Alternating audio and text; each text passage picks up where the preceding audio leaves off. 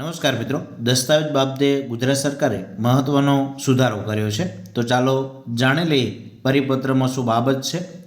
આપ નવા હો તો ચેનલને સબસ્ક્રાઇબ, લાઇક અને શેર કરજો, જેથી નવી અપડેટ મળતી રહે. ન્યૂઝપેપરની અંદર તમે જોયું હશે કે દસ્તાવેજ નોંધણીમાં સાક્ષીઓની હાજરી મરજિયાત કરાઈ, દલાલોની પ્રવૃત્તિ પર રોક. દસ્તાવેજ લખી આપનાર વ્યક્તિના આધાર KYC થકી ઓળખ કરી શકાશે. ઓળખ આપનાર વ્યક્તિની વિડીયોગ્રાફી કે પ્રશ્નોત્તરી પ્રક્રિયા મરજિયાત થઈ.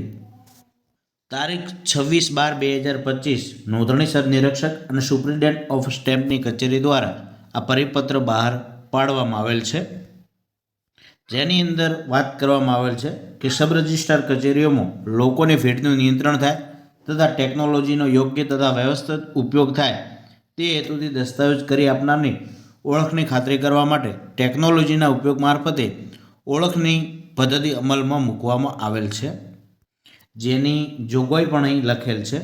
તો નીચે શું છે?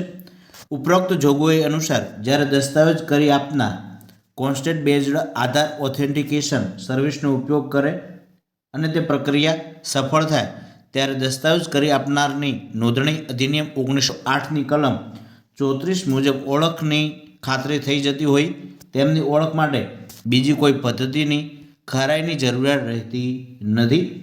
આથી જ્યારે કોન્સ્ટેન્ટ બેઝડ આધાર ઓથેન્ટિકેશન સર્વિસ મારફતે એટલે આધાર કાર્ડથી ઓળખ થતી હોય છે, એ મારફતે દસ્તાવેજ કરી આપનારની ઓળખ પ્રસ્થાપિત થાય ત્યારે નીચે મુજબની સૂચનાઓનો અમલ કઈ છે.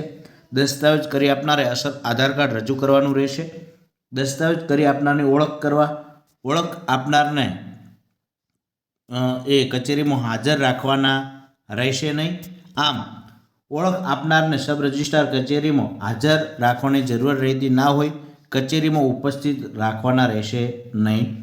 ઓળખ આપનારના ઓળખ કાર્ડ કે તેની નકલ લેવાની ચકાસવાની રહેશે નહીં. ઓળખ આપનારની વિડીયોગ્રાફી કરવાની રહેશે નહીં તથા ચેકલિસ્ટમાં ઓળખ આપનારને પૂછવાના તથા નીચે મુજબના પ્રશ્નો પૂછવાના રહેશે નહીં તથા ઓળખ આપનારની ચેકલિસ્ટમાં સહી કરાવવાની રહેશે નહીં. દાખલા તરીકે આવા પ્રશ્નો પૂછતા હતા કે દસ્તાવેજ લખી આપનાર વ્યક્તિઓ કે જેઓએ કબૂલાત આપી તેઓને તમે જાતે ઓળખો છો. દસ્તાવેજમાં લખેલ નામ અને કબૂલાત આપનાર વ્યક્તિઓ એક જ છે. કોઈ વ્યક્તિએ ખોટું નામ ધારણ કરીને કબૂલાત આપી નથી તેવી તમે ખાતરી આપો છો જેવા પ્રશ્નો હવે પૂછવાના રહેશે નહીં. ત્યારબાદ છે કે દસ્તાવેજ કરી આપનાર કોન્સ્ટેન્ટ બેઝડ આધાર ઓથેન્ટિકેશન સર્વિસનો ઉપયોગ કરતા નથી અથવા સફળ થતી નથી તેવા સંજોગોમાં ઉપર મુજબની સૂચનાઓ અનુસરવાની રહેશે નહીં. જે સૂચનાઓ છે એ લાગુ નહીં પડે આ સૂચનાઓ.